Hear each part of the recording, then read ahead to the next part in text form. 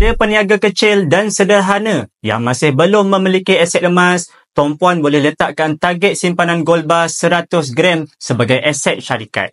Sama ada untuk simpanan modal atau simpan sebagai keuntungan syarikat. Gold bar 100 gram hari ini berharga sekitar RM46,000. Mengapa perlu simpan modal dan keuntungan dalam bentuk emas bagi peniaga?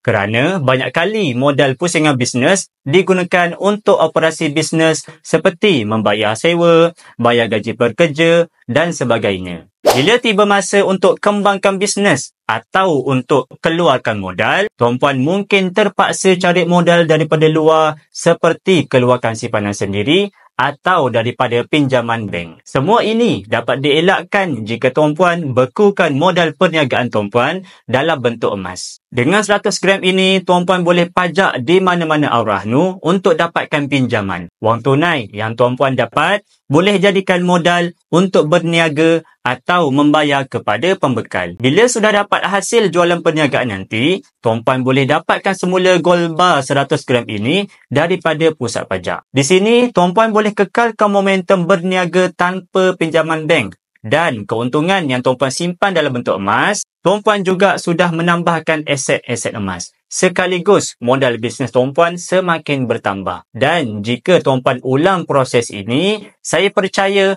bisnes boleh berkembang dengan mudah, insya-Allah. Tuan Puan juga ada pilihan untuk dapatkan 250 gram ataupun 1 kilogram seperti ini, yang mana lebih menguntungkan dari sudut simpanan dan dapat maksimumkan keuntungan. Bagi Tuan Puan yang nak mulakan simpanan emas di PUBG Gold, boleh terus rujuk pin video untuk saya bantu sebaiknya.